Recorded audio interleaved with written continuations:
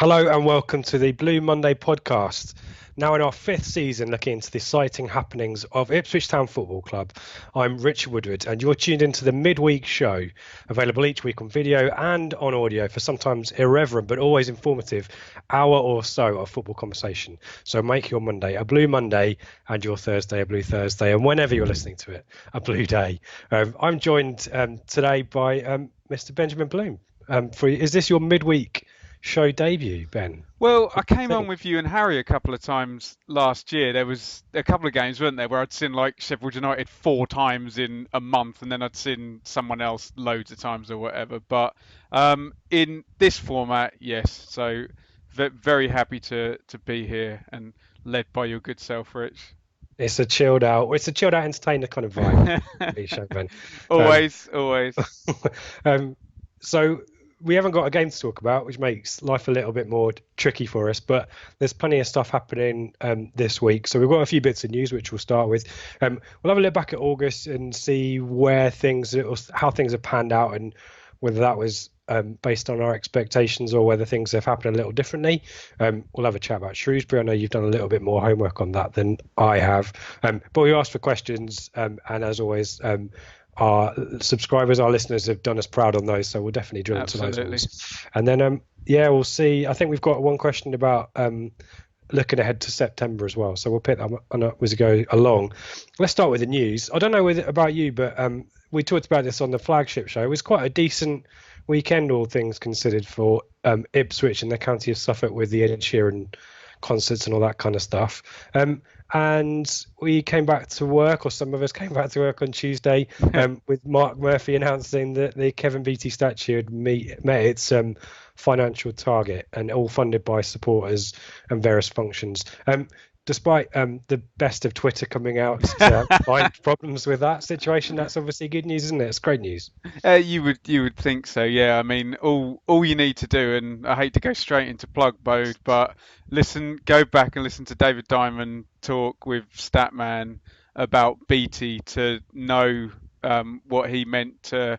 I mean, you and I didn't see him, so we don't really know and can't really speak to it. But certainly to those people watching in the Robson era, they have trouble finding the words to describe. And when the likes of you and I say, "Well, how can a defender be the greatest player ever? I don't understand. Surely as a midfielder or forward," they're like, "Nah, you didn't see him play." So I think there was a correct me if I'm wrong, Rich. I think there was a bit of a bump. I think someone did something quite kind at the 5K, yeah. I think it was yeah an anonymous 5K donation, I think. at the end of the fundraising process.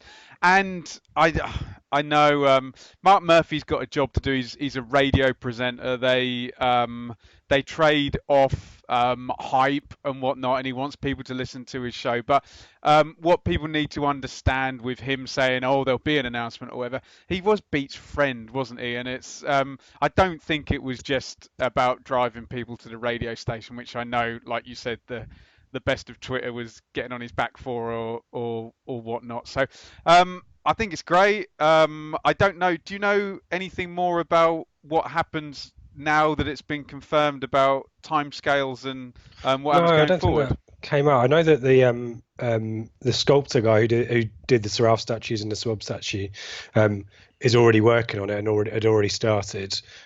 But I would assume that it's a few months. Whether it will be this year, I don't know. I didn't, despite Mark Murphy's best efforts, I only listened to the start of his show on Tuesday morning, so I didn't hear that bit. But it must take a while to do, and also there's a bit of readiness they've got to do for the site as well. So I wouldn't be surprised if it's towards the end of the season, maybe start of next, perhaps. And Rich, Don't know. I think I've heard you say before, and I totally agree that don't don't obsess about your history, but always respect it and have it there. We know living in the now and what's coming is the thing, especially in a season like this one in the third tier. But I do think it's good to just pay homage to your history. And when people as knowledgeable as Dave and Harry are saying no, he was the best. You didn't see him. Then I kind of go, okay, fair enough. I trust your judgment on that. So yeah, I think great news. The best thing I can do to for those of you I've kind of Ben and my era who didn't see the beat is to read his autobiography, or is the biography that was ghostwritten, which I think TWTD plugged a few, and I forgot. I think it's a guy called Rob Finch. They did a who reprint, wrote didn't it. they, Rich? They After he did, died, did they? and I read it on holiday. I took it away and read it on holiday. It's not too long, but when the news broke first, I was a little bit I was on the fence about the idea, because to me, what I did know about the Beat was he was quite humble and didn't want to brag about his achievements, and so it felt a little bit incongruous to have a big statue of him going outside the ground. But read the book, because you'll realise that not only was all the stuff that Dave has told us about his just natural ability true, but his life is really sad. It's really he had a really tough life, and always went about life in the best of intentions, but sadly circumstances got the better of him at times. From what I've heard, Rich, it meant the world to him that he could go from, maybe some bad stuff in the background, and whenever he went near that football stadium, he was a hero, wasn't it? I think that meant, I think that was kind of his oxygen and whatnot. So even though he wouldn't have wanted a statue, he would have said, no, don't do that. He would have loved it, wouldn't he? Exactly right. And it's the kind of person that he, as you say, he'd never ask for it or expect it. And so for the fans to kind of react in that way, I think is a really good thing. And as I say, read the book. And I think if you're on the fence about it or a little bit unsure about the gesture, I think the book will just open your eyes a little bit to the man, not rather than the footballer, and make you realise that what a good gesture this is. And I've been watching. I've been kind of going through some archive footage for some stuff that I'm working on for the channel. More of that to follow at some point in the future. And you just see what a talent he is. So I recommend any opportunity to see the goals. We'll put some up on YouTube, maybe me and Stat at some point. Just a really talented footballer, just a career that was cut really cruelly short. So that's great news, and well done, Mark, and all the guys well said. doing that. Last bit of news, we've got plenty of questions about the whole Bury and Bolton situation, so we won't drill into that too much. But as I feared, you just texted me, there's some good news about Bolton, isn't there? Yeah, Bolton's takeover has just happened, so I'll literally just before we started recording, so I'll dig that out. I think we've got some questions about it. So okay. There's a statement and stuff like that kind of sheds some light on Ken Anderson. So we get to keep our 5-0. It's a joke. It's a joke. It's a joke. The most important thing about all of this is that our 5-0 result doesn't get expunged, which is Dave's word of the week. But the Rochdale game is postponed, as we selfishly feared it might. Is moved to the 5th of November. Again, not wishing to cast a weird selfish light on the Bury situation, but we would have played Bury on the Saturday before the 5th of November. Is that which is right? So they get a rest. So I think there was a debate on Twitter, which is 50-50, as in whether we should have just gone ahead with the game given we got the depth of squads or had the break. And I guess given we now have the break because Bury isn't going to happen, sadly, it kind of makes a little bit more sense. It doesn't become a 3-game week, so it's far more manageable. That makes sense. And look, I've flung my hands up and did the whole silly thing. We all sensible people think the same thing about Bolton and Bury, but if you're Ipswich, you just have to react to what's going on, don't you? And you have to say, oh well, okay, this is what's happening. There's a hole there. There's a hole there. I did think when Bury went that they might even fill the Saturday with it. So I don't know. I don't know why they wouldn't do that, but you react to it there, and okay, fine. That's that's not the end of the world, because we were talking about, well, when the hell are they going to play it? So I suppose that's answered in a fairly sort of not too fixture congestion-y awfully way. Yeah, and at least they've announced it straight away rather than keeping leaving people lingering as well. So 5th of November, I don't think this is an official news outlet, but you can get refunds on your tickets and all that kind of stuff from the usual places. So let's move on from that one. One thought that comes to mind, possibly, I haven't checked the women's fixture list, but maybe ITFC ladies might play at Portman Road on the Saturday 2nd of November instead. Here's a thought for anyone who's listening, who's involved with the ITFC ladies or Ipswich Town, no less. Here's a suggestion for you. Fill the stadium for Ipswich fans watching the ladies team. Let's move on to some of our main chunky bits of business then, Ben. Let's take ourselves back and to the start of August. We're Shrewsbury's the last game of August. As it stands, we are top of the league with just over 2 points a game. And going into that first game away at Burton, I think we'd done a bit of a mini preview, Joe and I, and the squad. Our thoughts were it was lacking in places. That press conference, Rich. Exactly right. Yeah, well remembered. Yeah, just beforehand, and we weren't really sure of the formation, and we weren't really sure of which personnel, and we weren't sure whether Judge was going to stay. So it was going into the start of that Burton game, which it was the start of 3 games, which are pretty tough fixtures against teams that were going to be up amongst it. It was a pretty decent start for us, wasn't it? That you were at the Burton game, weren't you? And certainly 4-4-2 seemed to work for us for a half. Had to change it second half. But what were your overriding thoughts coming out of Burton? It was, well, if I can, just going into it, it was just this complete unknown. And after the horrors of last season, just that scenario of, oh God, we, lose the first one, draw the second one, lose the third, and you just play out the worst case scenario. And what we've seen when we were all mapping out that worst case scenario, well, it hasn't been anywhere near that. So we should probably all be very happy about that. We learnt a lot very quickly about Burton and about the league in that first game. And you made a good point on the flagship the other day and said, look, maybe in this division, half of it is just bloody get through, against that bottom echelon of teams. Keep it tight, score a goal, get in, get Don't out. concede. 3 game weeks, long journeys, crap conditions, not the best stadiums, just get it done. And, I think Burton had finished halfway up and were a serviceable Championship side with League One side with a decent manager. And yeah, it was a bit tricky at the start of the second half, wasn't it? And then, like you say, switch the system and Judge comes in and weathered it out quite nicely with a bit of help from a red card. Pretty much, other than Rich turning up and being presented with this new system that had been beautifully drilled and playing beautiful football and winning 3-0, it was pretty much as good as it could have got at that point, right? I think the thing that we talked about as well at the end of the last season, and I think all of us on various pods had said this, is we ended the season on a high last season against Leeds, but it had been a really shocking season.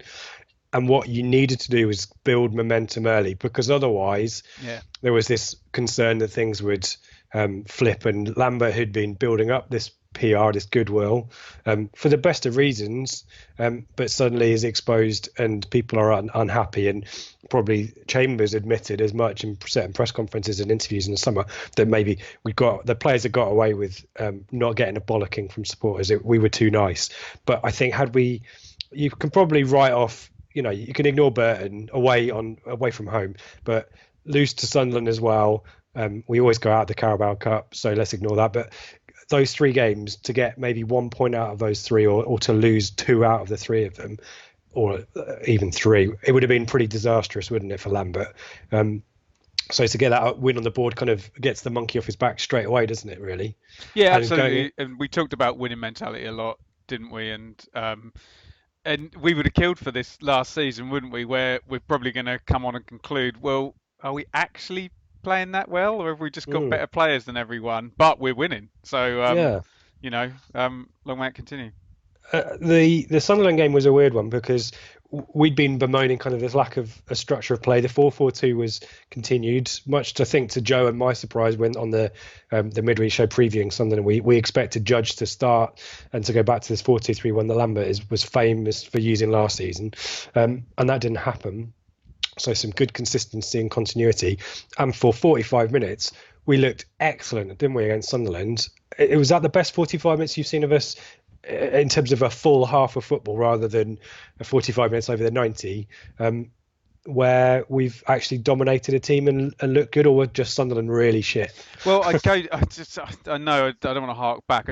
Under Lambert, I'd just go back to the games against Reading, Bristol City and Millwall, and I know we've got a question about this, where we've managed to do it for 45 minutes and then just completely collapse in the, well, not necessarily the Reading game, but particularly that Millwall and that Bristol City one where it was just total chalk and cheese. I don't know if the Sunderland one was quite so bad as they just run out of steam. But I'll just go back to your point about the PR, and I know we always draw a good crowd for whatever the first home game of the season is, but I just think the whole atmosphere around it and the 24,000, and obviously Sunderland will always bring a big crowd down with them, weren't they? So I think that kind of all played into it. But yeah, there's a bit of a sense in both of those first games. Yeah, start good intensity, good players, and kind of get found out in the second half.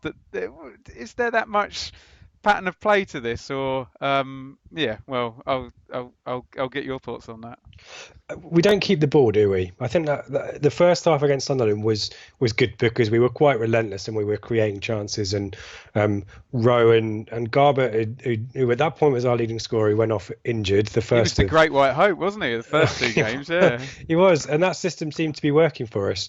And as you said, maybe there's some tiredness in there, but what I think we lack, and we've got certainly questions about the midfield options, is Downs and Scouse are less about keeping the ball and between them and more about recycling the ball and finding it to someone else. And it just felt that, same with the second half at Burton, and the second half at Sunderland, at 1-0 in both those games, if we just keep hold of the ball rather than trying to go direct, and sometimes that worked and counters came from it, but often we'd lose the ball, wouldn't we? We'd do something silly, or the ball wouldn't stick to one of our strikers and the opposition breaks forward.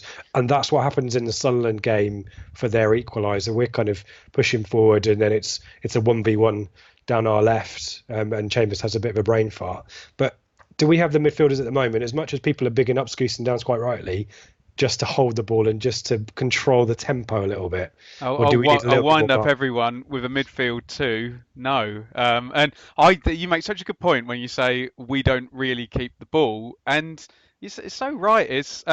And Mick was really good for this, where he would make his players comfortable without having the ball. He'd say, look, it doesn't matter. If you don't have the ball for 10 minutes, 15 minutes, that's fine. We'll sit in, we'll keep tight. And, the jobs, weren't they? The centre-halves defended deep and didn't pass the ball. The full-backs didn't bomb forward, pass the ball. Even centre midfielders. Do you remember in the early years of the pod when there were no goals from through balls from Ipswich for like 100 games or something? And we know that the wide midfielders shuffled back, and if you could play Murphy into the channel and he had McGoldrick with him, and you got those guys one-on-one, you might have some chance. But you're totally right. It's 5 years of. I'm not saying these players can't use the ball, but for 5, and you're totally right about, especially someone like Skews, his job for 5 years was face the play, intercept the ball, and play it simple. That was it. Not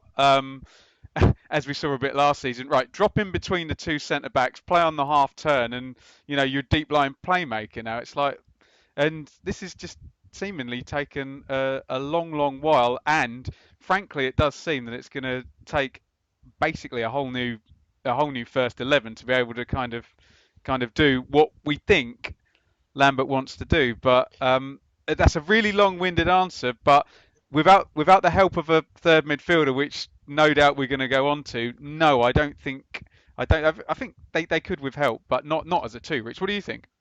What comes to mind as a question, and sorry to keep putting this on you, Ben, is whether we're too impatient, and I don't want to sound really boring and slag off McCarthy, and to a lesser extent Hurst, who really didn't have time to imprint his values. But these are players, as you say, have been drilled for so long. Lambert has had half a season, let's say, and a pre-season. There was some evidence, Rich, of them starting to do it, wasn't there? The first half of that Millwall game was actually really good, wasn't it?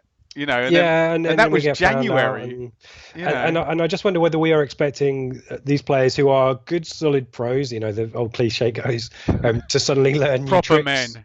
Proper lads. You can do it on a Tuesday night in Stoke. But whether we need to be a little bit more patient, and this pattern of play will, or this the discipline to keep the ball and try to control the match through possession, it will come, or whether we're just whether this is our model, and whether we just going to go for it I and can not give certainly it. be a lot more patient while we've got 2.2 points per game.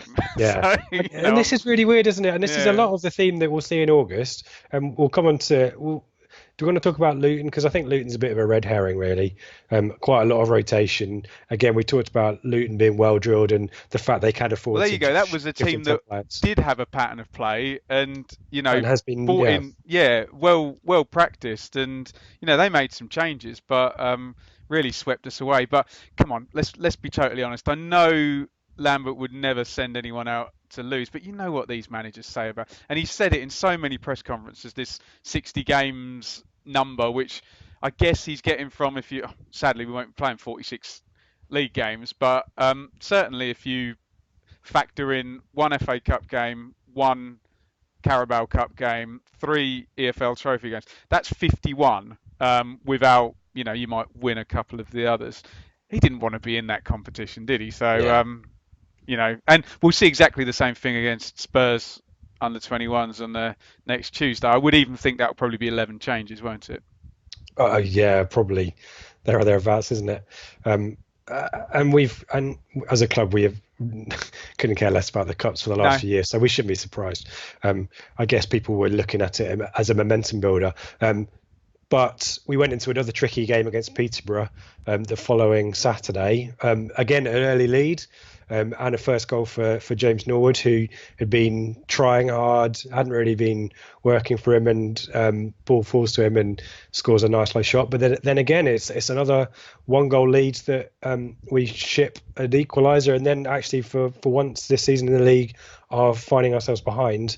And again, didn't control the match, but did push and did try to force the issue and eventually get an equaliser. Missed a penalty as well. This was a weird one. You I was on on holiday at holiday, this yeah. point, so I you remember. yeah. My overriding feeling of this one, and we talked about on the flagship at the time, was it was a bit out of a get out of jail free situation.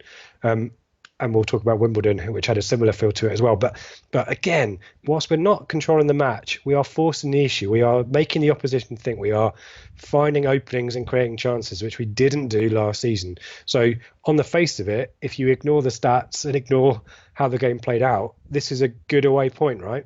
Well, when you don't play well, if you take the missed penalty out of it, because I know you like the XG and stuff, a penalty really pulls the XG one way. It adds like 0.77 onto it, doesn't it? So if you take that out of it, yeah, it was a get out of jail one, wasn't it? It was. I suppose it was nice for Chambers as well, having made the gaff Yeah. for the Sunderland goal. But you're looking at it and you're saying, right, well, Peterborough were fancied and Mo Isa is cost like 1.3 million, we think, even though it's undisclosed, and you're going away to these places and you're not losing. But the eye test says you want to see your team play well. But if you're not going to play well, still, 94th minute equal or 93rd minute equaliser will always do, won't it?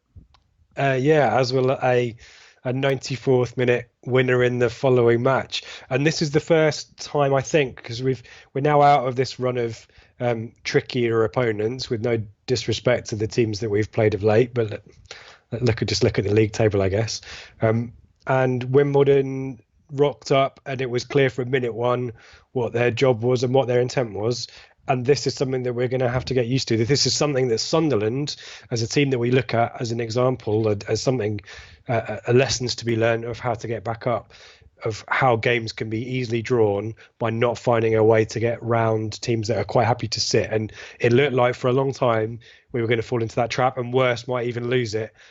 And suddenly, at the last 10 minutes, things turn around for us. But your thoughts about this being a bit of an eye-opener, maybe for the Lambert, and maybe supporters as well, that not everyone is going to try and play football against us. Absolutely. A few things. I remember our friend Andy Warren from the paper tweeting, this is probably the first game that Ipswich are expected to win since, and he flagged one up. You remember the Burton game before the 1-1 draw at Norwich in like 2018? Because basically after the start of the season under Hurst, we weren't expected to win games. It looked like we would lose one. So strong favourites, and he went away from the 4-4-2 in this one, didn't he, for the first time in the season? Yeah, those of us from the Burley vintage will remember a lot of games where teams just came and it was like, well, well, Tranmere used to be very good at it, and just completely crap house it. Crew. And yeah, Crew would always Beat play us some actually, nice didn't they? football, Yeah. wouldn't they? But go for the Stockport. 0-0. I mean, this comes down to, I don't know what your personal philosophy on it is. My thing is, if you're trying to build up and create a pattern of play, so if you do go up, you're actually a good side. Wouldn't against teams playing low blocks, isn't that like the perfect time to actually practice it, where you can get the fullbacks forward and you're naturally gonna have over 55% of the possession rather than no, let's hit Caden Jackson in behind or whatever. But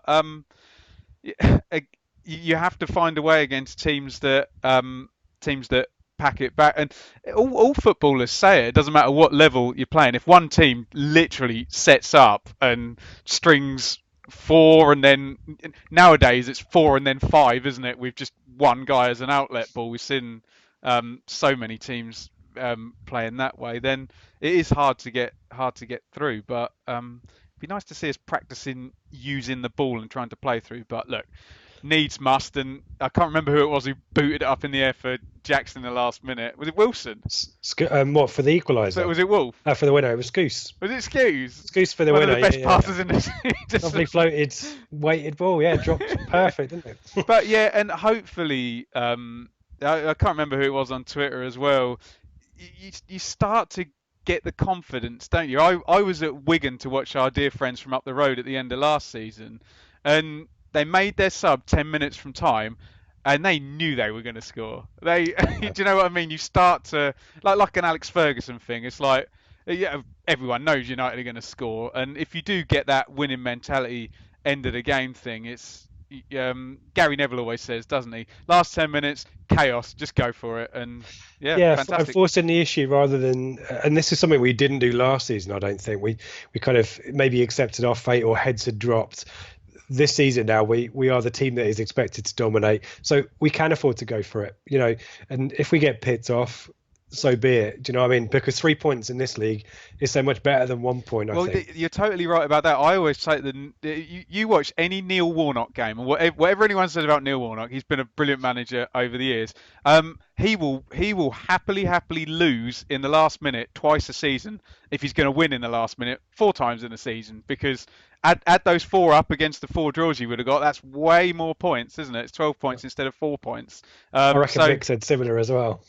uh, not that Mick and Warney are similar in certain ways, but in terms of going for it at the end, I think Mick was Oh more yeah, yeah, the yeah. take a point type thing. But it's Everybody's a prisoner. nice to No, see. you're right. No, you're totally right in that. Like in those games against Peterborough and Wimbledon, you, you, 3 points is more than 2 points, isn't it? And if we'd have drawn both, I would rather we'd lost at Peterborough and beaten Wimbledon.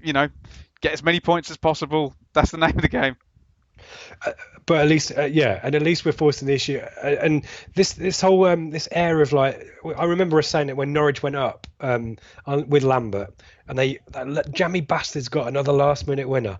We can It's now not see luck. that. It's never Yeah, luck. if you are trying to take the game to the Yeah. opposition and you're willing to go for it, then eventually people start to panic. As soon as the clock starts to tick past 90, defenders get wary of balls going in the box, and we saw it for Wimbledon. And these are not the caliber players that you're seeing in the Championship or the Premier League who keep their composure when all around them it's going a little bit crazy. So there will be last minute drama a lot this season. I'm And pretty Rich, certain as of that. long as supporters accept that we'll lose a couple in the last minute, if we consistently do that, we will lose a couple in the last minute, because you'll throw a load of men forward, and Yeah, long you ball know and someone yeah, will pick you off. They'll get a 3-on-2 or something, and Thomas Holly will come up for a corner and there yeah. you go. But I think we'd all take that after the boredom and then the sheer horror of last season. Exactly right. Um, and we bring us up to date for Saturday with a result that now looks more increasingly like Oh, it's going it's to going to stand. Yeah. stand. But we can't really talk a huge amount about what this game means apart from what it about the opposition and what we're up against. But a professional display again, goals for Norwich. Jackson and Edwards is off the mark as well. Only builds confidence, I guess, in being top of the league. We've possibly been Also, quite lucky then, Rich, because assuming the Bolton takeover at least allows them to pay some wages in January, Freebies coming or in, I guess. yeah, or if they can grab some free agents now that, frankly, if their team now improves by say a factor of 20%, which is quite likely, we've been quite lucky to play them at this point, and stick your goal difference up by 5 and another 4 goals for your strikers. That will all be forgotten. And assuming everything plays out nicely for Bolton, none of us will feel in any way guilty about it at all now, will we?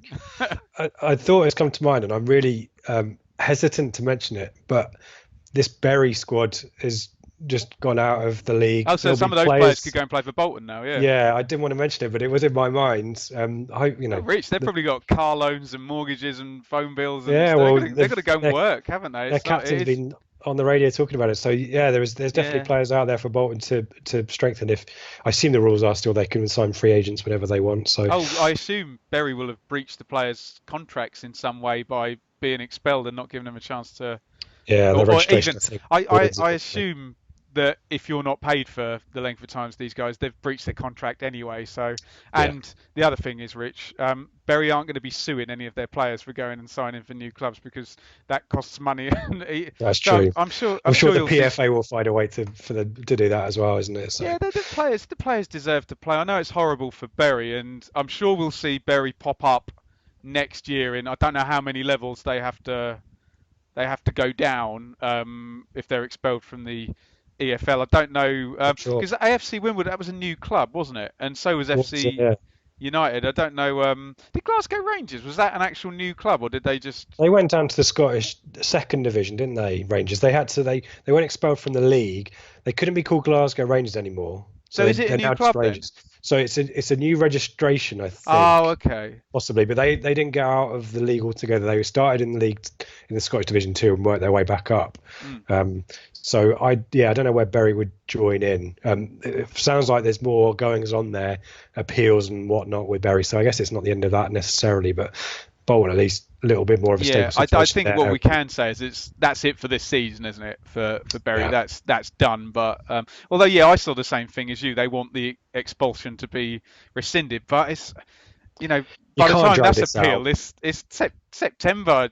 And In a and few we've been days, talking isn't about it? you mentioned this on the flagship and it's on Twitter a lot as well. The EFL, whilst they're going to get criticism quite rightly about how this situation played out, also have to protect the kind of the competition as well. And Yeah, the more games get postponed, the more pointless it is anyway. So literally, but it just makes things a bit more difficult and a bit awkward. So we'll see how Berry works out. But Bolton, yeah, takeover looks like it's complete.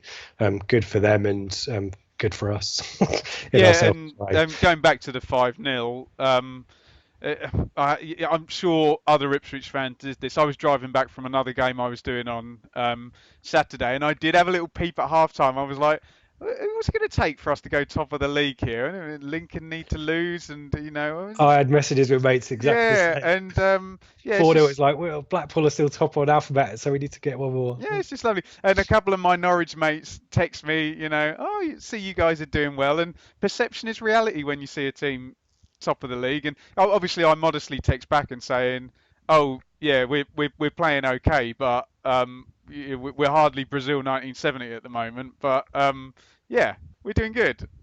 We'll take it. For the month so far, then, who are your standout performers? Who are the players that have done well Oh, for good you? question. Well, obviously Downs, but I think you and I had the same conversation at a very hipstery cafe you took me to at Notts County before the That's season, how I where roll.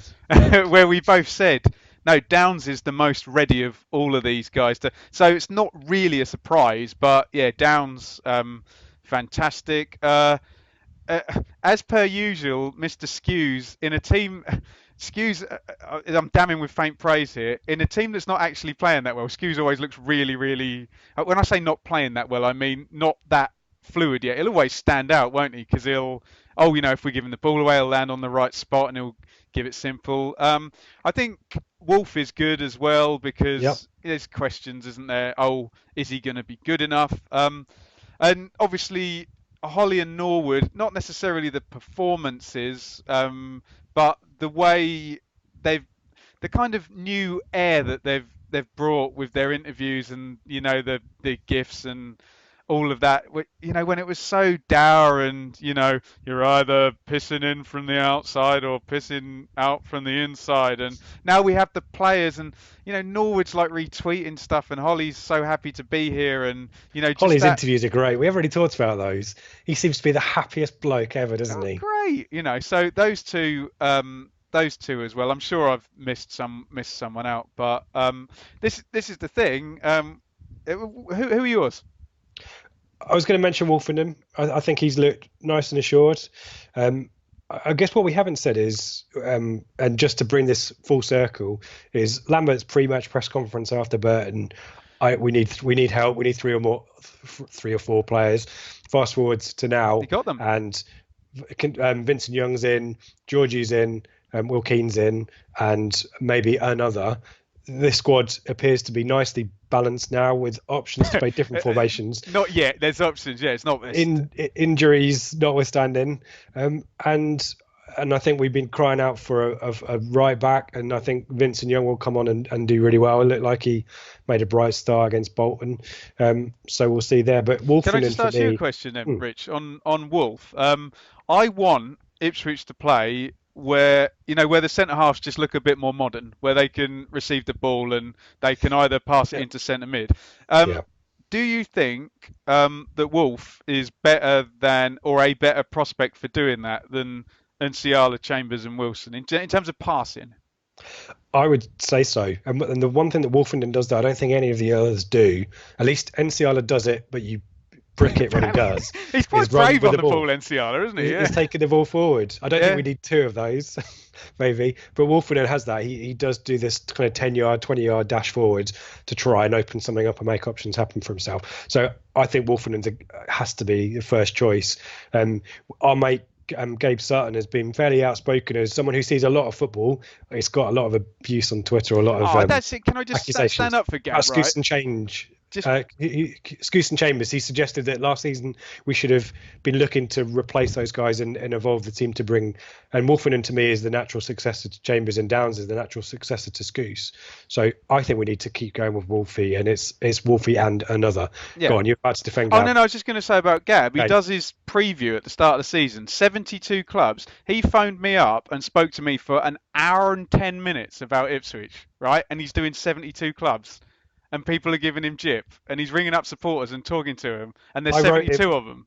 He sent me a list of about 10 questions that I answered from him as well. Exactly. This guy knows his stuff.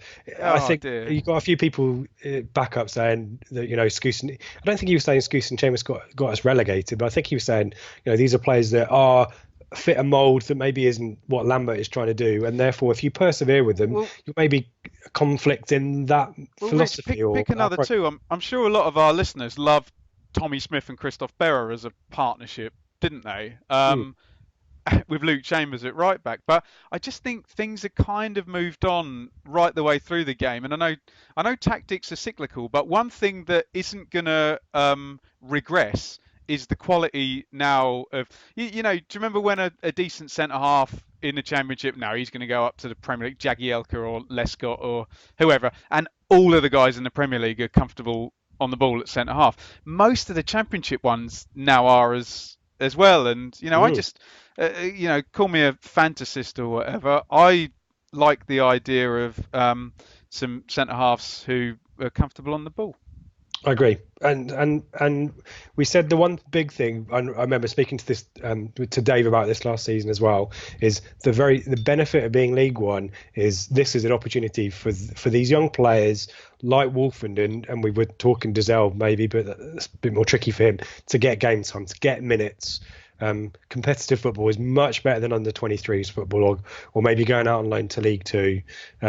It did Wolfie no harm actually last season, but there's no reason to not play these players now in League One, particularly against lesser opponents. But if Wolfenden is going to keep this standard up, he'd be my first choice centre back, regardless of Nsiala, Chambers or Wilson being fit, or Dynasty, who can play there now obviously as well. So plenty to be positive about there, and a big game for us to kind of also set a marker on Saturday against Shrewsbury. Should we do the questions and then come back to Shrewsbury. Yeah, Let's finish on Shrewsbury. Any final closing remarks on August? I think we've touched on all the important stuff there.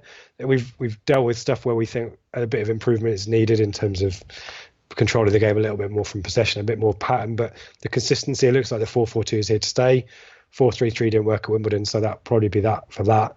And for the next few games, you reckon? For the next until we lose, and then everyone will be asking for something else, won't they? So let's see. Yeah, exactly right. And we've got a big old squad. Now, Richard, anywhere near 10 points at this juncture, and I think we all would have been happy, wouldn't we? And after the press conference, and look, I know the 3 players he got. One's a loan, and one's a bit of a gamble that could be really good. But he got his 3 players. So at the start of the season, I'm getting all these messages. Oh, Lambo's off. He's done. He's going to walk. All of this. Well, the world looks a wholly better place than it did when I sat down to watch that press conference on, the first Friday of August. Very good. We were worried that we wouldn't fill an hour or so of how much have we done? We're on 40 minutes, Ben. We're doing very well. Let's do some questions. Let's do it. So I have had a quick preview of these, but I'm going to read them the order that they come in. Let's do it. So I make no apologies for whether these are random or not. Morning, Ipswich dudes, or evening or afternoon, whenever you're listening to this. Quick fire questions. Here we go. Yeah. Current badge or 1981 club badge? This is from Jason, by the way. Well, everything from 1981 is better, isn't it? So we'll say 1981. Tractor Boys or the Blues? Tractor Boys. I'm okay with Tractor Boys. It reminds me of the Burley era. Yeah. Adidas or Umbro? Adidas. Yeah. Away kit. Barcelona or the white and black thingy, I think, or the yellow and blue from the 70s era. The white and black one from 81. The pinstripey, the Pioneer one. Yeah. I think that is up there, isn't it? These issues keep him awake at night. So hopefully, Jason, we've given you some answers there. There you go. I'm going to make a pitch for the current badge. I quite like the current badge, but I know it's got mixed reviews. And I like the Blue Action guys have taken that, but it's got yellow in it. It's too much yellow. Tim do you remember when we put out our Jonas Knudsen Canary Crusher T-shirt a few years ago, and it was yellow? It's like, no, not buying that. It's got yellow on it. No. Change it immediately. Tim Pashley, at what point of the season is it acceptable to drink Bovril?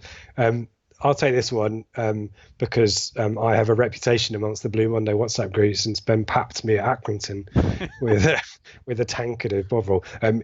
It's got to be at least November, and it's got to be if you're wearing gloves. If you're not wearing gloves, it's not appropriate. Well, also you're going to spill it onto your bare flesh without the gloves, and that's going to hurt, isn't it? So the gloves will protect gloves are an you. important accessory to go with it. Use them as a breakwater.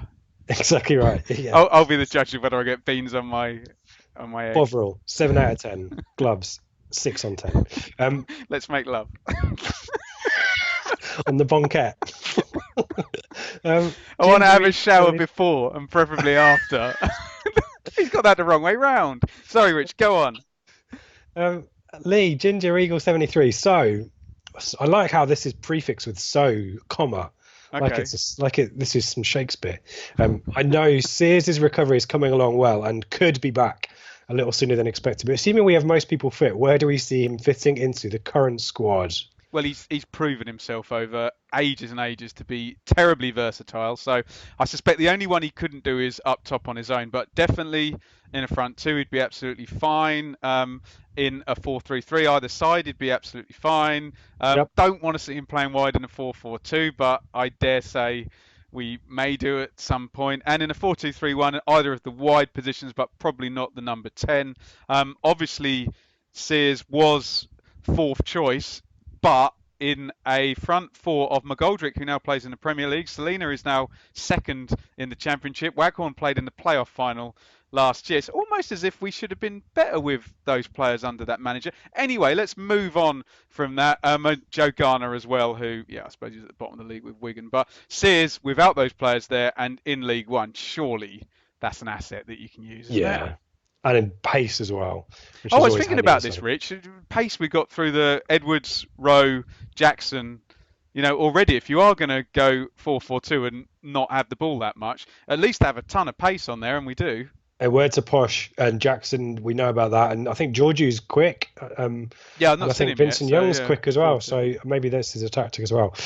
Tig, my mate Tig from Peterborough, in Charters Bar. Hello, Oh, I played Tig. there once. Is that the boat? It's the one near the boat. Yeah, yeah, yeah. Yeah, yeah, I played there. Oh, Yeah, there's an outdoor bit out on the side as well. So, yeah. oh yeah, okay. Um, what did he play? Um, Was it covers night Probably a or? load of covers. That was probably a give me the money type gig. But I think I remember sending a pretentious tweet. This is the closest I'll ever get to being like a Sex Pistol because I'm playing on a boat, as they famously did. Moving on, Nice. Tig. Moving on. Whilst we are top of the league and grinning broadly, should we be concerned about the lack of quality, well-constructed goals scored so far, or simply pleased that ITFC are at last finding scruffy ways to win? We've talked about this. Oh, Um, he's totally right, Richard. He's totally right. And as much as, and I'm going to sound like the biggest killjoy in the world, as much as I was sat next to you when Freddie Sears smashed that one in a Villa from. It's a hell of a goal. As a fan, you don't actually want to see that. What you want to see is your team continually scoring from 5 yards because what that means is that you've ripped the other team open and you're constantly creating big chances. And when I saw this question, I did go back and I was like, when was our last really well constructed goal that created a high percentage chance that was just easy for the forward to finish? Obviously, Dazell's one against Leeds. And I was thinking the Kelly own goal against Bristol City where it was ping, ping, ping and Kenlock was actually forward. But yeah, I want to see us score. Which Man City? They score absolutely tons of tap-ins. yeah, I was gonna say we want the you're on the 6 yard line and it's basically the goal is totally open for you to slam it in. But the Bolton goals were a little bit like that. I think there was a few instances where we talked about on Sunday where Jackson lays in Norwood or vice versa and the other has a tap in. I agree. I want more of those goals because it looks like we Yeah, just totally destroyed creating the defence. chances for the forwards in the middle of the goal on the ground. You're probably a good team, or you're playing against a horrible defence if you're doing that. So I totally agree with him. I want to see tap-ins galore, tons of them. I like the odd 30-yarder as well, but Tap-ins galore. Daryl, I'm shuddered to ask this one, Daryl, but given the effort of asking it, I'll put it. If a plane leaves London on Sunday at 1, heading southwest, and a hurricane is in the Caribbean, heading northeast, which will arrive in Florida first, and which will arrive first, and which airport will I be diverted to? So I think Daryl's after travel advice, and hopefully you're not seeking this from the podcast, Daryl. well, Rich, Should he just turn around and come back and watch I Ipswich watched Shrewsbury on the weekend? Avengers Endgame Assemble today, which Yep. took me 3 hours and most of my day. So what he needs to do is find a van, get his Ant-Man suit on, go in the quantum tunnel or whatever Realm. it is, Yeah, yeah, yeah. and create a new reality and head to Florida that way. Get the time stone and just sort that out that way, Daryl. I hope that's helpful. The old time Um, stone. You can find Insurance him. companies make sure your insurance company pays out for that as well. Consumer advice, that's what it's about. Alex Mills, mate, Alex, are you still in Australia? Do let us know. I'm always keen to understand how perfect Australia is compared to over here. Why won't people sing Dio's Holy Diver for Thomas Ollie?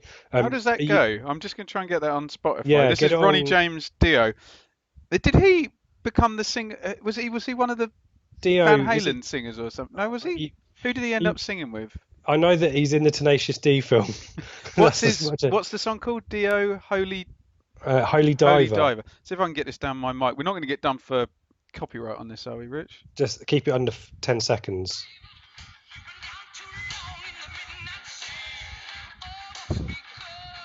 It's got that real Spinal Tap. Yeah. Hey, hey, let's do the tiger. Well, The answer I is love it, Alex. But as you said to me, Rich, about my attempt at making a song for James Norwood, unless Manchester United, Liverpool, or Chelsea or Man City are singing it, it ain't gonna happen. apologies, Alex. Yeah, you'll have to find something generic for us to copy. I was always about. I don't know whether Mullet was the one who penned this, but I Sloop was John always a B fan. is a popular one. Big check in the net. Tra la la la la is There also you good. go. That'll probably Radio. catch on. Yeah. Um, dare I ask? Let's keep. I'm gonna do these in order. I'm not gonna censor anything, Ben. So apologies on Okay. behalf of the questioners, especially one Mikey Penty Smith. Ah, Mikey.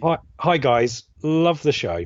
especially the midweek show that he adds. No, yeah, yeah. If you, for some unexplained reason, had the choice now, would you take A, promotion with us just beating teams because we're strong, B, a top six finish with a clear pattern of play but no playoff guarantees, or C, a visit from the Rock? Let's say our answer at the same time. I'll count three and we'll both say our answer. Yeah? Ready? Okay, One, two, three. B. C. It doesn't matter what your answer is. I want to see him like Sylvester Stallone at Everton or Michael Jackson at Fulham, walking out with a flag, looking totally bemused at what the hell's going on. But it's a serious Yeah, point, B, Rich. It's a serious point. B. If we get promoted and we're still playing 4-4-2 and kind of cobbling together performances with not much pattern of play, is that going to change when we are back up in the championship? Oh, we need to see that improve, don't we? I agree. Yeah, I'm with B. I'm happy with that. Phil Marshall, Phil, God, asking the key questions here. If everyone in our current squad is fully fit, what would your first choice team and formation be? It's a back four, isn't it? Ben, are we mucking about with threes or No, we're going to have a eights? back. Well, we know mine is 4-2-3-1. Sorry to Dave and Mike Bassett, England manager, and 4-4 effing 2. But look at our blooming squad. We've got like 1,000 centre midfielders and a Yeah, thousand wide forwards that aren't orthodox wide midfielders. And 4-4-2 is like literally the worst system for that construct of squad. So I would say Holy in goal. Obviously, back four is Vincent Young, Kenlock, and Wolf and Chambers, Wolf and Toto. I can't hmm see Chambers. The two, and this is where it's ridiculous. Skews kind of has to start, and then the other position is between Downs, Dazelle, Bishop, Hughes, and Nolan. That's how many central midfielders we've got, and we're going to play a midfield too. Um, I'm then, going Downs and Nolan there. Sorry. wow, There's no place in my strongest 11 does not include Cole Scouse. I'm here to, and that's not because I'm hating on Scouse. It's because I think Downs can do the breaking up job just as well, but could also recycle the ball better and can take it forward. And I think Nolan is a really useful person who can get between both boxes as well. So those are my two sitters. I agree with you on the formation for what it's worth. it's obviously it's probably going to be Norwood up front. So then you three off the front. If you look at the 10, that could be judged, but I've got a sneaking feeling that you might actually end up Like with. Keno there, do you? Yeah, I'll get Keenan I then thought you'd say judge. Yeah, that. Yeah. Keenan then judge to the side of him. But he says if everybody's fit, then sure Hughes or Bishop would be, superb in the 10 as well. And then your wide forwards, Judge, Edwards, Rowe, Georgiou, Lancaster, Sears, El Mazzuni or Dobra. And you're telling me this squad is balanced? Yeah. It's that's I just think the squad lends itself, and I think modern day football lends itself to somehow getting that third guy into the centre midfield. But and I know we've got a question about players going out, but surely if everyone's fit, Dobra, El Mazzuni would be loaned out, wouldn't they? Yeah, I think they would. Yep. There we go. Um, We've got Benjamin Aurier asks about Sears. So we'll. I think we've done with that one. Rob Farmer. I'm just looking at the. I paused because I need to get the fixture list up for this next question. Rob Oh, I've Farmer. got it. I've got it for you. Yeah. Will we still be top at the end of September? Let's just go through the games quickly, hmm and let's do a Dave Diamond because we need to get him writing this stuff and sticking it in an envelope because his predictions were quite good Did when he we get it spoke right? Did last. he? He's doing all right when we spoke last week. Bring back the Nasdaq. So Shrewsbury doesn't count because it's still an August game. So the Yeah. first league game, we've got the international break now, is Doncaster at home. What you're saying? Are you saying that we win at home every time, or Donny No. is strong? What I'm saying, Rich, is there's a 3-game week with 2 away games in it, which is Yeah, which if you got 6 points out of that week, or even 5, you'd be, given there's 2 away games. It's difficult. We haven't lost yet, so we've got no barometer for being outplayed or who's really good. And you look at the names and you're like, oh, we're gonna win every week. Obviously, we're not gonna win every week.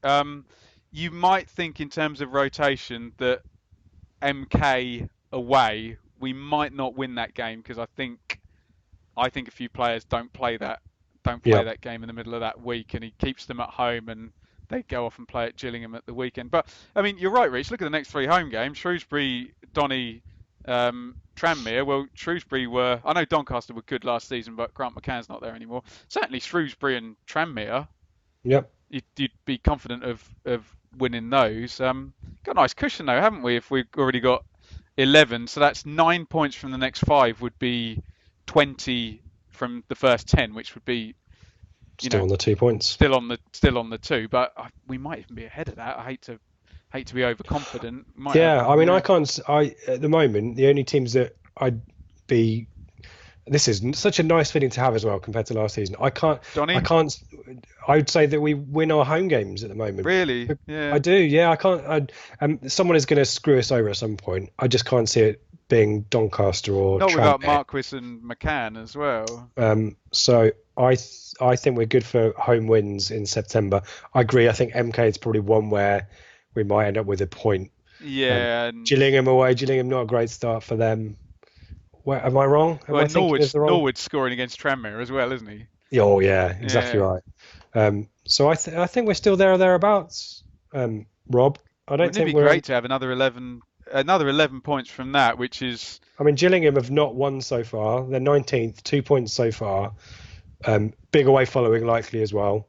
Um, so I Rich. If think we won four and lost one of those, if we won one of the away games and lost the other one, we would have 23 points from the first 10.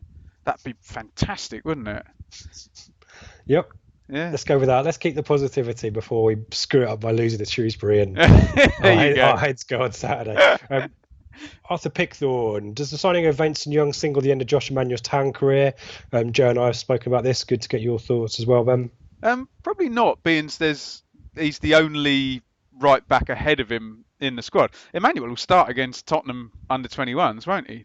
You would think. So I think he's going to be kept around, but he We've got a seems. break though, don't forget. So we do have a so after Spurs we have a weekend off because Yeah, that's Rochdale's postponed. that's I wonder whether true. Vincent Young plays to get fitness in that game, Do and you he's a think? former Yeah, Spurs as well. that's a fair point. That's a fair point. I can just Maybe see Manuel 11 plays changes, left back. Rich. Yeah. Yeah, It just feels like literally the very first show we ever did, and Dave getting very excited at Brentford in 2015, um, that it's just never happened for Emmanuel, has it? But I think he's here for the season, isn't he? I yeah. think Contract being, ends. Yeah, we triggered it, so he's not yeah. one more year. So I doubt he'd be around after that. Who But knows? yeah, I get metaphorically Never Arthur's write anyone off, but Arthur's it's looking point. unlikely. Yeah. Paul Westlake. So we've alluded to this as well. Do you think that that Evans has helped us to avoid a Berry/Bolton situation? Should we be grateful for what we have? This is yeah. This was bound to come up, wasn't it? First of all, people can be very. But I'm not accusing Paul of this because we met Paul and he's a very smart fella. People can be very black and white in situations like this. Just because Steve Dale and what was the guy before him called Day? What was his Chris Oh, the previous owner at Berry? Berry. Oh, I'm not going to Well, be able look, to do that. just because someone is really, really terrible doesn't mean that the only two options in the world are really terrible owners and really brilliant owners. Yes, it's obviously true to say that um, factually, Marcus Evans does stop us, being insolvent. Could there be somebody else who would do that better? Possibly. I think what we're beginning to learn now, and this is something that Evans and the previous chief exec, whose name I forgot, Ian Bowden, Milne, wasn't chief exec, was he even? Was he? He was, wasn't he? Ian Milne. Yeah, Speak about how things have changed. I think people are now getting more well read and seeing how ridiculous the whole thing is. I mean, did you watch the Leeds documentary on Amazon?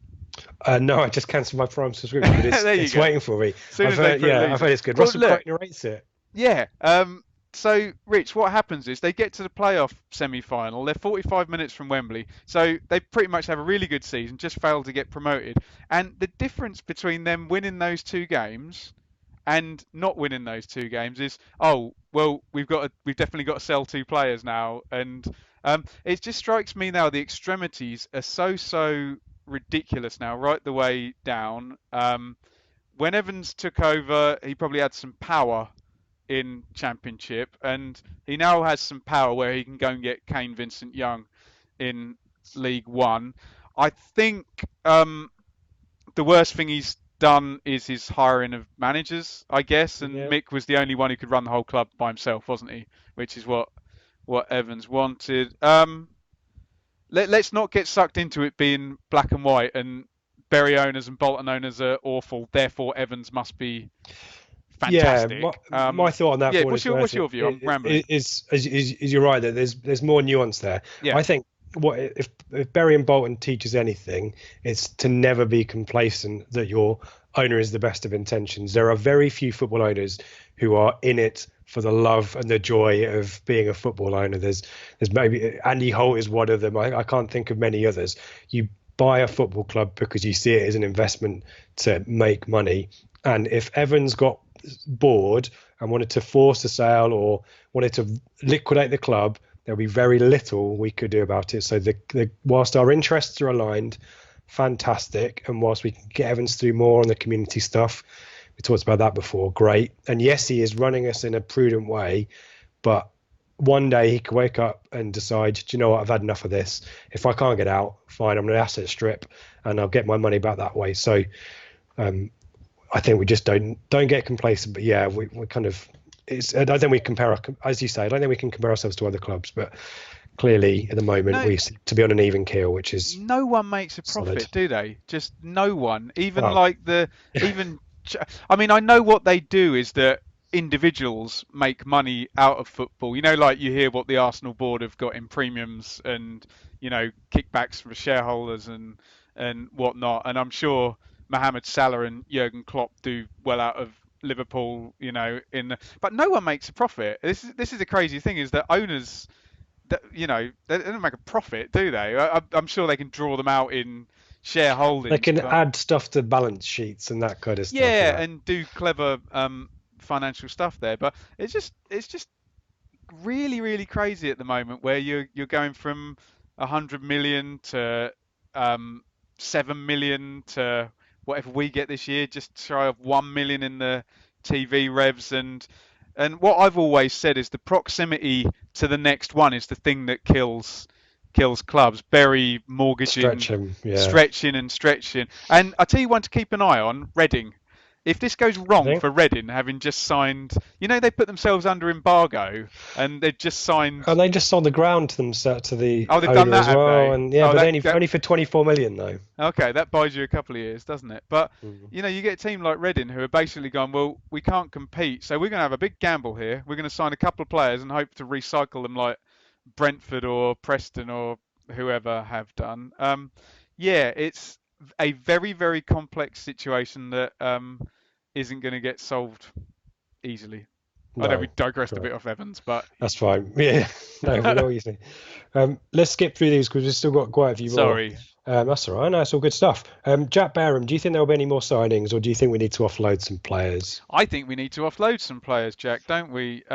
Just in, you know, when you go through the particular, when you've got one left back, two right backs, and then again, I'll say centre midfield: Shrews, Downs, Dazelle, Bishop, Hughes, Nolan. Wide players: Judge, Edwards, Rowe, Georgiou, Lancaster, Sears, El Mazzuni, Dobra.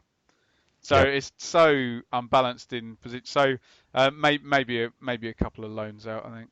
Agreed. Chrissy Kit Day. Just how good? Chris, yeah. How good has the much criticised Scouse been in these opening games? I don't know if this is Scouse bringing criticism forward from last season or new criticism that I haven't seen a huge amount of, but key player for us so far, yeah? Yeah, he always is, isn't he? And this is the thing, Rich, until we outgrow Skews, this kind of fairly straightforward West Country centre midfielder who can do 7 out of 10 most weeks, a couple of things really well, he'll be one of our best players. If, as we all hope, we turn into this all singing, all dancing, beautiful passing football team, he won't be good enough. But for the last how many years? 5 years, 7 years, or whatever, he's been one of our better players. And yeah, Chris is right. Yeah, and experience as well, which is something maybe we lack a little bit of. Definitely. ITFC Mark, promoted to the Championship. We're already looking ahead for it this time next year. We get offered 10 million for Norwood. Do you take it? If not, what would your minimum price be if we were to get offers after a successful season?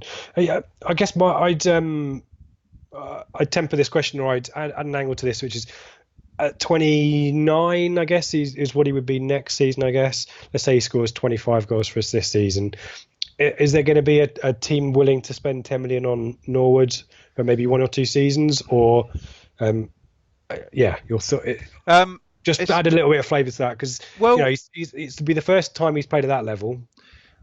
So do you Is it a gamble? I guess for 10. I I think if we get offered 10 million for any of our players, then we sell them. And I Yeah, think the one thing Evans was never able to do in the Championship, I suppose Mings and Wickham was close, wasn't it? He never managed to. The teams that do well in the Championship are the ones that can somehow bridge the gap between themselves and the parachute teams. And literally the only way to do that is to do what Bristol City will sell Lloyd Kelly and Adam Webster for 33 million, and Brentford sell Konza and Mopai for 30 million. The only way to do that, sadly, and I think Luton have done the right thing, selling James Justin and the other fullback's name that I've forgotten, oh Rich, and you might be able to help me out with. no, I think yeah, you have to sell. I really, really think you do. Else you're just going to die a slow death, aren't you? So yeah, that's one criticism. Go back to Paul's question about Evans, is getting the good fees for players that do leave. yeah, he's not That's Daniel Levy, is he? Jack Stacey. Oh, thanks, You Jack mentioned. Stacey. He went to Bournemouth, didn't he? Yeah, thank you. Um, uh, But I think Luton have done the right thing. yeah, agreed. Bring the players through, recycle, keep it moving quickly. You're competing with teams. You get a 4.5 million solidarity payment from the Premier League, whilst the parachute team gets 45 million, Yeah, and you can only yeah. lose 13. What you want is the conveyor belt to be bringing the next player Yes, through, so that it's a exactly. natural progression. And I think maybe we've lacked that as well. But Mick Um, liked everything to be stable, didn't he? He didn't like a yeah, big turnaround. But I just don't think, unless you go up like Sheffield United uh, with a brilliant manager and just do the same system and add to it, I do genuinely think that's the only way. So not that I think we'd ever be offered 10 million for Norwood, but if we get offered any anything like 10 million, that then starts you in that, and then maybe you can buy a player for 4 million, which we haven't done in goodness, 20 years or and whatever. invest the surplus. Goodness me, Yeah. what an idea! And Harry Butcher on a similar theme. Are you worried about a team coming in for Zinedine Zidane's? Um, I am a little bit, but I don't think he'll go this season. No, I If we think if he's we don't locked go up up, I think he goes. for this season. But yeah, everyone's got a price, haven't they? If he has a really good season and Evans gets offered 3.5 million for him, we'll sell him, won't he? Mm. Um, yeah, and So. going back to my last answer, I agree with selling if those fees are getting up there and getting up there. But If we get 5 million for Downs, let's say from a Stoke or a decent Championship team, and we've got still this surplus midfielders, actually it solves a little bit of a problem for Lambert, doesn't it? But I would rather we keep Downs just to yeah, clarify. I'd love to build a team Um, around him. Great player. FPL Tractor and Richie Day have asked us more about the kind of Berry and Bolton situations. Mm. Um, I think we've kind of talked about Evans in relation to those two teams. In terms of the EFL, we talked about this on Sunday as well. My two penneth on this is it's all about fit and proper, and it's all about ensuring that there are safeguards that owners take over clubs with the best of intentions and with commitments to treat these You as still community can't assets. guarantee that they're not going to do dumb things after they've passed your fit and And I proper guess test, that's the though, trouble. can you? You Yes. can't legislate for that, but I think there needs more guarantees. And I think owners need more of a contract. I think more with the Mm. community rather than the EFL. But it's a difficult thing, isn't it? I don't think we've probably got time or maybe the experience. I think one of the questions. Let's see if I can. From Nick P982. Will you be doing another finance pub with Kieran Maguire, relevant to League One? Um, Thoughts on whether that's a possibility, Ben? yeah, I spoke to him a few weeks ago, and he was like, he lives in like Liverpool, and he lectures in London and supports Brighton, so he must spend most of his life on a train somewhere. But I will speak to Kieran probably in September, but I'm afraid it probably won't be about League One, although no doubt he'll go big on.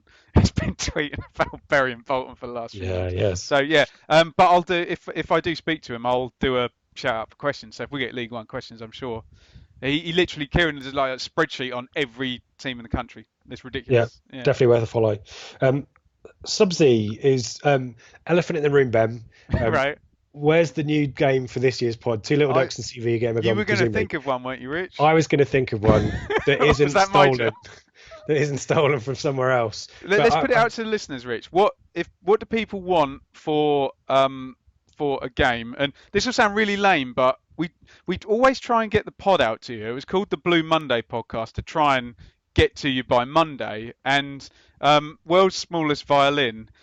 Sometimes when we're preparing and doing the editing, we get all the game stuff and we do all the questions and sort out all the tech and everything. And I don't know if you had it last time. It's like 2 minutes before the shit. Oh, I've got to crap. look up an Ipswich game from 15 years ago, and have I picked Who's a it player who's before? played for a lot of clubs that I Yeah, can do the so TV game? It is tricky. maybe we could do it like the Football Ramble, where we've come up with the quiz and the listeners actually send in the questions on our I love behalf. that. We'll do like I don't know if you watch listen to Fighting Talk. That's a good podcast. No, I don't. They've got a listener question, so maybe we do a listener question or something like that, or a quiz question or something like that. Yeah, Quiz, get your ideas pub in. quiz or whatever. But yeah, Stubbsy, give us your ideas because Yeah. speaking on behalf of and this is you got the shoes on the other foot tonight, Ben. So you can give the view on this as well. As people who have to participate in the quiz, we bloody hate it. We hate being put on the spot. Well, and the thing is as well, if you put your ideas in, not that I'm telling people what to do here, but the more difficult the quiz is, the less people find it fun to listen to, play, and or organise. So it's all about it being like all the listeners can kind of do it. And we may have made some of our quizzes too hard, asking people to name 22 players from. Come up with your ideas. But yeah, we'll take them under advisement. No guarantees. Take them under advisement. You can tell Richard in charge of people at work, can't you? Yeah, there you go. Yeah. Put them in writing. George Lancaster asked us, and the weekend we were supposed to maybe anything we can do as club fans to show solidarity. I quite like my idea of watching the women's team if they're supposed to be at home that weekend. Any thoughts on what we can do? Maybe go and watch another team or a local team or something. I don't know. I'll probably go to Fulham. Yeah. Well done, Ben. I'm the problem, aren't I? Yeah, go off to the. I'm the issue. I'm going off to. I'm being very disingenuous. It's really difficult though, Rich, because it's the robbing Peter to pay Paul type thing. Just in general, a solution that requires any kind of bailout thing doesn't really work in a world where football is still capitalist based, does it? That does not work. So who asked the question? George, was it? I know what George is saying about solidarity. Just as a one-off and get them. Go and watch non-league football. That's how you do it. Well, they do the non-league days, which are much harder when you're supporting a League One team, aren't they? But unless you I saw Scoey tweet today about the German model of where the fans have 50%, and I've seen people tweet about the American model where there isn't relegation and the revenue is shared. Those work because it's not ultimately a capitalist system where you'd have at the top of that Sheikh, whatever his name is, Al Mugbaro, who's paying Kevin De Bruyne 350 grand a week, so he deserves his 4 billion Sky rights because I'm paying De Bruyne. The viewers want to watch him and Sterling. Why do I have to pay for Berry? Look at all I'm paying here, my end. It's difficult, isn't it? Well, it's capitalist to have a bailout type situation. Yeah. Sorry. The one thing that, just an aside as well. Sorry, George, we've kind of spun off your question into a little bit of a political rant. Is my issue as well is financial fair play and the elite player performance plan or whatever it is. The fact that Premier League clubs can pluck the best players from the lower leagues, bright prospects, and pay pittance for them, or find loopholes to do that. I think finding a way to properly compensate clubs for players that are plucked from their academy after they've done the investment or the effort to build them up or find them in the first place, particularly if those players go on to have, ignoring transfer fees, if let's say it's I forgot his name, Ben Knight. Did you go to Chelsea or Man City? Was it Charlie? He went to Man City. So, and the guy, and there's guys who've gone to Arsenal and stuff like that. If he goes on to play, if it never signs for anyone else and just plays for Man City for the rest of his career, but scores 30 goals a season, there should be some reward top up that we get because of that. And I think that is a massive failure, is that Premier League clubs can just skim the quality off the top and don't have to pay for it. Sorry. And Richard goes back to what I was saying about the fact that Bury are in the same business as Man United. When it's like a guy with a little burger van negotiating with McDonald's or something. One can just kick the other one around, and whether the solution long run is that um, you end up with two Premier Leagues and then just non-league below that, and people just don't spend money. But while it's capitalist and there's not either an American system or a German system, then um, money talks, and the big bucks wins every time, I'm afraid. Yeah, sadly so. I think we're doing all right because we're starting to some questions are repeating. I'll just ask a little bit of Chris Chris ITFC Luda Chris Wade on at Nice. Twitter. Ludicrous. Ask us about our midfield things. He just says, can you really see Hughes, Nolan, Bishop or Dazelle unseating Scouse and Downs? I can't see them Well, if we keep unseating them. winning, I can see one being added in there. I think, look, with Hughes, I think it's quite handy for Lambert to just say, well, look, the entire season I'm just going to drip Hughes in as a sub. Do you know play what I you in the mean? I think cups. that Yeah. works. That works for him to do that. Obviously, our dream is a double pivot of Downs and Dazelle, isn't it? In the long run, where Dazelle actually gets it together and is the playmaker, and Downs is the muscle. At the moment, no, I don't see them being unseated. And if we play 4-4-2, I definitely don't see them being unseated, because in that system, it's not about talent, it's about reliability, and they're the two most reliable. Particularly when you look at Bishop and Hughes in terms of injury, Mm. Nolan maybe in terms of being a bit flaky sometimes in game. So yeah. Um, just to finish then, so Ollie Friston and Nathan Collins fitness for all your fitness needs asks us about points predictions for September. So we've done those. So thank you guys for the questions. Hope we've answered that. Andy Grimes, our mate Andy Grimes, asks us about seeing a complete performance under Lambert, and I think we've addressed that one as well. Not a And then 90-minute one. No, we haven't. I think there's a couple. Oh, people need to reply to my tweet rather than the retweet. I always retweet it. I don't, and I put a little finger pointing downwards, Rich. You do. So reply to my tweet, everyone, please, so I make sure I. Were you going to say, for the love of God? For the love of God, I'm trying to find a good one to end with. Isaac, who I think might have been Man City fan in brackets, but he's removed it, possibly. Oh, okay. I want Isaac ITFC fan in brackets. Is Lambert the most experienced manager in the league? No, the Accrington guy what's his name? John Coleman, is it? Coleman, yeah. Yeah, Lambert's most experienced in terms of who's done the most at the highest level, but As a hasn't John player, yeah. Coleman been managing for like 100 years or something? Is he one of those Yes, guys? I remember, I think so. I'm getting confused with John. Do you remember John Still, who would like manage I thought Barnet that's once every? yeah. I thought Am I yeah. wrong about that? Lambert's the most, what's the word? Kind of tenured, who's done played for Dortmund and Celtic and those guys. But in terms of experience, he must be, mustn't he? Oh, I'm just on Wikipedia to get stats, and now I can't. So he's been a manager since 1997, but some of that is non-league. Who, So he's been Lambert? around a bit. No, No, John Coleman. Coleman, When yeah. did Lambert start at Wickham then? Like mid two? It would have been the season before he went to Colchester, I think, Was it because Wick? I think he was a Scottish manager as well. Then went to Was he? Wickham, Oh then Christ. went to Col U. But yeah, I'm struggling to. Clough is quite experienced at Oh this level Christ. now, isn't he? Yeah. Yeah.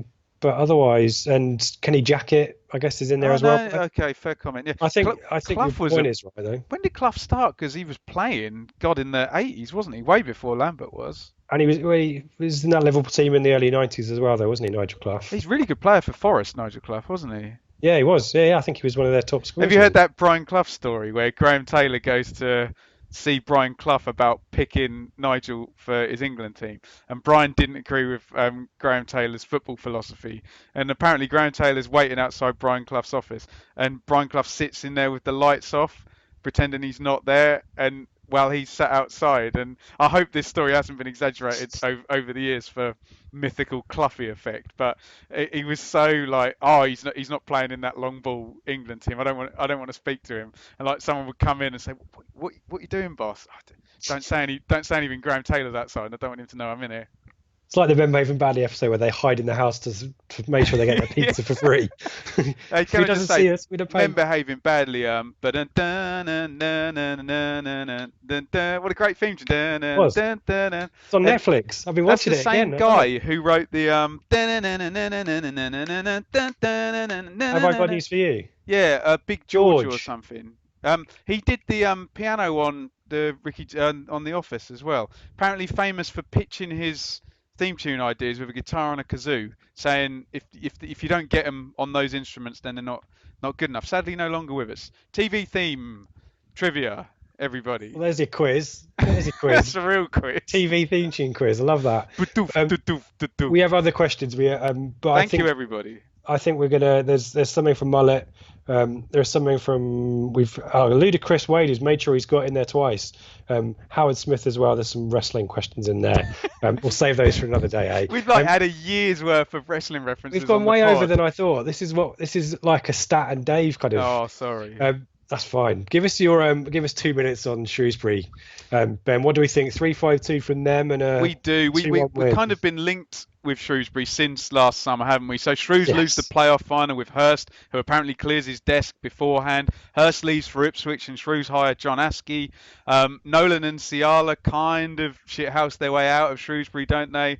Follow Hurst to Ipswich. Hurst lasts until October 25th. Askey only 12th of November before he's fired. Sam Ricketts comes in from December and gets the Shrews safe from relegation. They finish 18th, 2 points above Plymouth in relegation. Couple of good results this season. I have beaten Pompey and away at Accrington. 0-0s at home, Rochdale and Burton. 1-0 defeat at MK. Failed to score, Rich, in 3 out of the 5 games. You are right, they've played a back three in all of the fixtures so far. Few familiar names. We've probably seen Max O'Leary for Bristol City. He's on loaning goal. Ethan Ebanks Landell, you might have seen play for Wolves. Wolves. Omar Yep. Beckles is an absolute unit. I can't imagine Yeah, we were him linked with him, I think, weren't we, and when Ciala being the Hurst same came team. over? The left wing back Giles is 19 and on loan from Wolves as well. Dave Edwards, a Mick McCarthy favourite, will be in centre Yes. midfield. Probably still got bleach blonde tips in his hair because that's how I remember him. And Richard, Steve Morrison, who Oh, destroyed us for Mars Kenlock will Millwall. be having nightmares. Yeah, he's there on loan, I believe, from Millwall.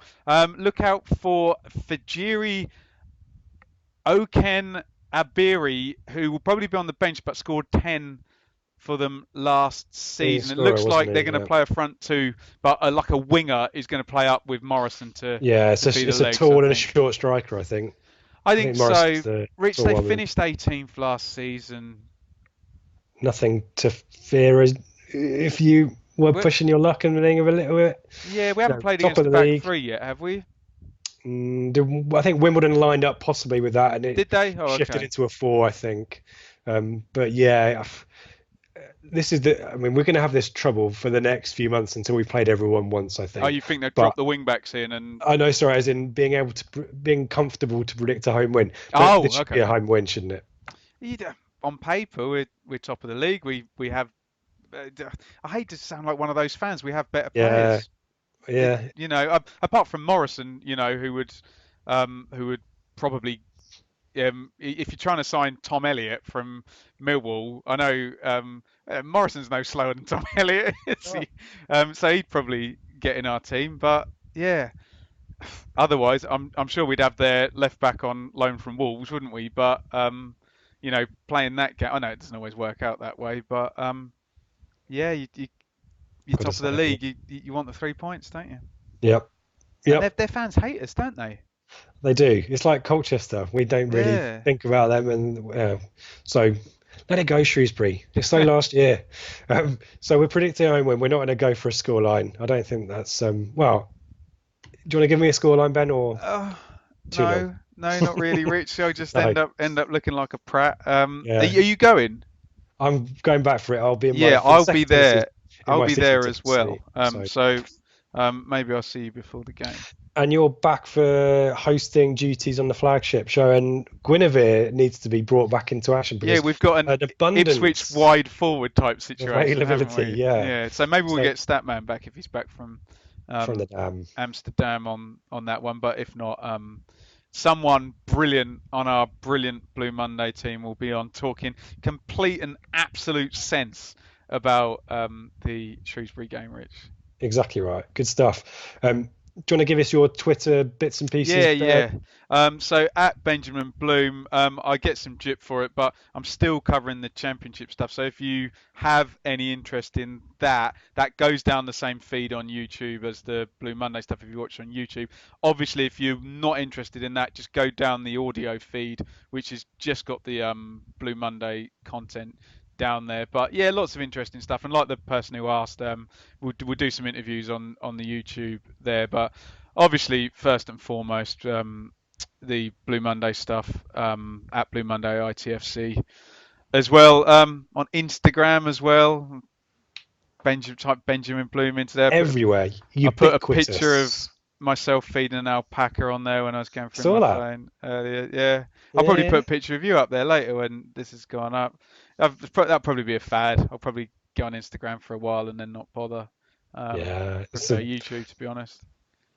There you go. Yeah, More yeah, that's immediate. where No, I am. Yeah, where are YouTube you, everywhere. Rich? You can find me at Ipswich. Are you gonna? Is there any ITFC goal machine stuff happening? I like that. I like that little I might, feature yeah. there. Well, as I say, I've been working on some footage. So me and Stat are doing a lot of 99 2000 on this day post. So we stuck out one today, the 2-2 with Sheffield United away, where I think we were 2-0 up and drew 2-2 in the Do second you know half of what? I it. was at that game, and Chris, who tweeted in earlier, I was probably sat next to him. I always remember my mate Bryn had been out the night before and he fell Uncle Bryn. asleep. He fell asleep during the game, and oh, was it possibly him? Yeah, I just remember someone falling asleep during the game. We scored two really early goals, didn't we? And they had that guy Martin Smith playing on the left wing, who I always thought should have been playing in the Premier League, but he obviously had some deficit in his character makeup that went on and played for. Do you remember him? Played for Sunderland, possibly Huddersfield as well. Yeah, Vaguely, yeah, vaguely. I good. might have to look that one We up as used to well. have some right battles with the blades then, didn't we? Oh, scum of the north. Yeah. Brilliant stuff, Ben. Enjoyed that. That went far longer than we thought it would. That's Ah, there you that's go. 45 minutes longer than I thought it was. I So hopefully trained with everyone enjoyed David that. Diamond. I could go for We like know that. 4 hours, like Yeah, a Joe exactly right. Rogan podcast. Yeah. And you'll be back for 2 hours worth on Sunday, hopefully. Yeah. And we'll No, be we, back we next week for the midweekers, so we'll figure that one out. But we'll try and I'll keep let it you have the short. last word. Thank you, everyone, for your questions. And Ben, yeah, you can say goodbye. The handbags and the glad rags that your poor old granddad had to scream to bang bang bang ba dang da da da da da da.